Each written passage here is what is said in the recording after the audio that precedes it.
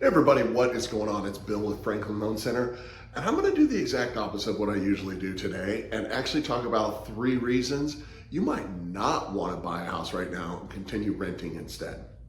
Number 1, the credit score.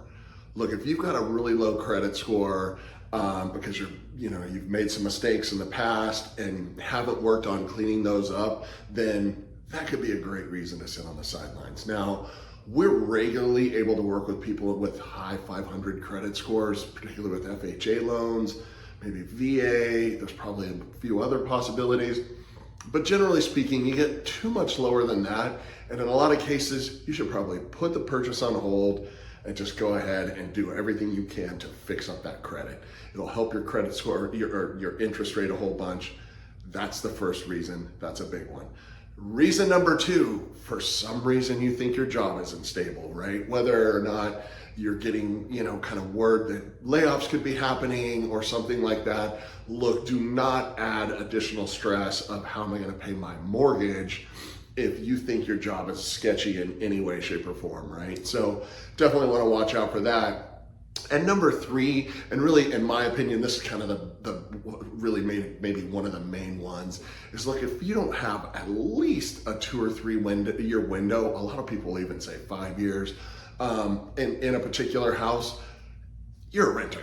I mean, that's in my opinion. You could get lucky. I mean, plenty of people did this in the early 2020s. You bought a house and then it went up 20% the first year and then another 10 or 15% the second year. And you could sell that house at a big profit, but that is a super unusual circumstance. And the more likely situation is you're going to have, low single digit, something in the 3 or 4, maybe 5% increases.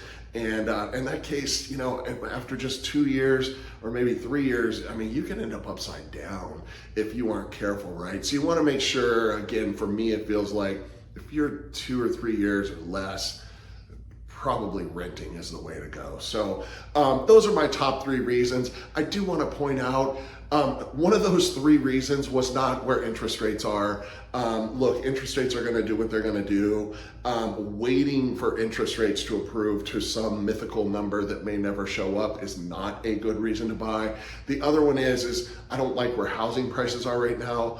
Also, not a very good reason to wait, because in most years, you see it all the time. I mean, and it's been very surprising even through the COVID years and since, as interest rates went up. I mean, we just saw steady climbs in in house valuations. So those are 2 reasons to not sit on the sidelines. But the other 3, where's your credit? How's your job stability? And how long do you have to hold on to this house? How long can you reasonably predict you're going to be in the house?